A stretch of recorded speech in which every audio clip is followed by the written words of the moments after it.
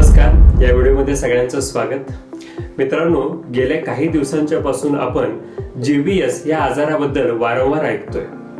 काही दिवसांच्या पूर्वीच पुण्यामध्ये GBS ने बाधित रुग्णांची संख्या वाढायला लागली आणि आज ज्या घडीला मी व्हिडिओ रेकॉर्ड करतोय त्यावेळेला हा आकडा 100च्या पार पोहोचला आहे. आता न्यूरोलॉजिकल सोसायटीने सांगितलंय की GBS हा आजार आपण उपचारांनी बरा करू शकतो, त्यामुळे त्याच्याबद्दल घाबरण्याचं कारण नाही. पण तरी सुद्धा आपल्यापैकी अनेकांनाच कोविडचे सुरुवातीचे दिवस आता आठवत आहेत. कोविडमध्ये सुद्धा सुरुवातीला रुग्णांची संख्या खूप कमी होती आणि नंतर ती झपाट्याने वाढायला लागली. तसंच GBS बद्दल होणार तर नाही ना, ही शंका प्रत्येकाच्या मनात येते. आता GBS हा आजार नेमका कोणता, कसा आहे, त्याच्यामध्ये लक्षणं कोणती दिसतात आणि त्याच्यापासून काळजी कशी घ्यायची हे सुद्धा अनेकांना माहिती नाही.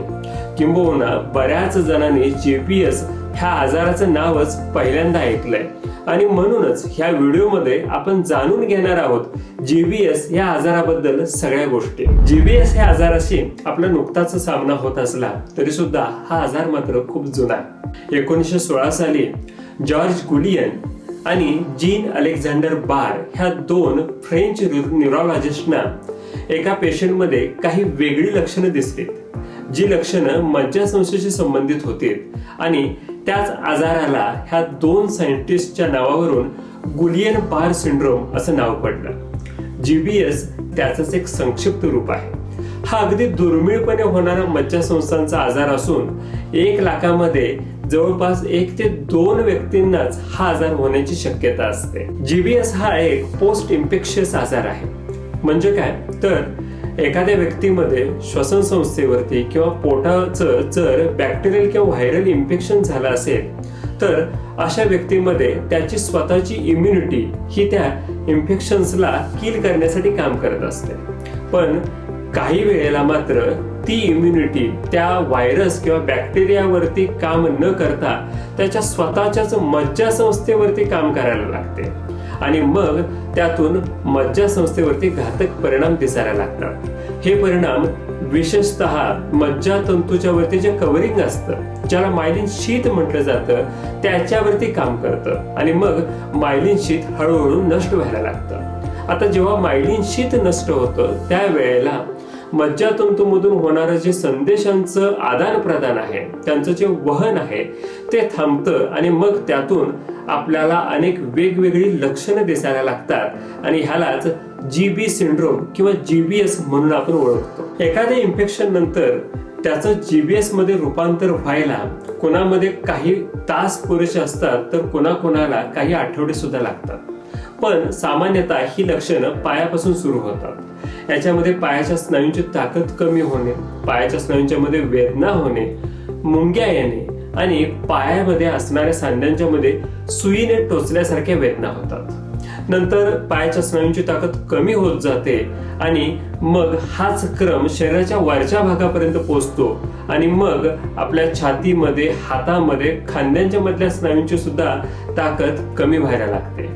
काही जणांच्या मध्ये ह्याचंच रूपांतर मग पॅरालिसिस मध्ये होतं आणि ह्याचं वैशिष्ट्य म्हणजे हा पॅरालिसिस शरीराच्या दोन्ही बाजूंना म्हणजेच डावीकडे आणि उजवीकडे सारख्याच प्रमाणात दिसतो. आपल्या शरीरामध्ये ज्या नसांचा संबंध हा तापमान, स्पर्श आणि वेदनांच्या संवेदनांशी येतो त्या नसांच्या वरती GBSचा जास्त प्रभाव दिसतो आणि म्हणूनच GBS झालेल्या व्यक्तीमध्ये पायाच्या आणि हाताच्या संवेदना कमी झालेल्या आढळतात. इतकंच नव्हे तर त्याच्यामध्ये अन्न गिळणं, चावणं, बोलणं ह्या क्रिया सुद्धा त्याला खूप अवघड जायला लागतात. काही लोकांच्या मध्ये तर डोळ्याच्या स्नायूंचा पॅरालिसिस झाल्यामुळं डोळ्याच्या हालचाली करता येणं सुद्धा अवघड होतं.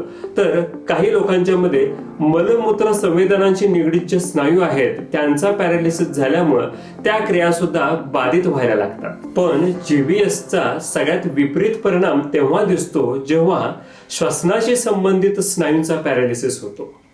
त्यामुळं ज्या लोकांच्या मध्ये GBS हा श्वसन संस्थेच्या स्नायूंच्या पर्यंत पोहोचतो त्यांना श्वास घेणं कठीण जातं आणि मग त्यावेळेला त्यांना कृत्रिम श्वासोश्वासाच्या यंत्रणेवरती ठेवणं हे अपरिहार्य राहतं. GBS हा आजार कोणालाही होऊ शकतो, पण ज्या वेळेला आपलं वय जास्त असतं तेव्हा GBS ची रिस्क सुद्धा तितकीच जास्त असते. त्यातही स्त्रियांच्या पेक्षा पुरुषांच्या मध्ये GBSचं प्रमाण हे जास्त प्रमाणात दिसतं. आज GBS साठी इम्युनोग्लोब्युलिन थेरपी त्याचबरोबर प्लाझ्मा थेरपी सारखे उपचार सहज उपलब्ध आहेत.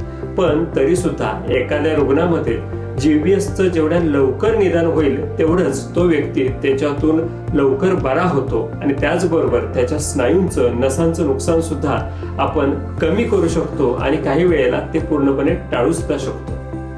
आता GBS झालेल्या एकूण रुग्णांच्या पैकी निदान 15% रुग्णांना कृत्रिम श्वासोश्वासाची गरज पडते. इतर रुग्ण मात्र काही आठवड्यामध्ये किंवा काही महिन्यांच्या मध्ये पूर्णतः बरे होऊ शकतात.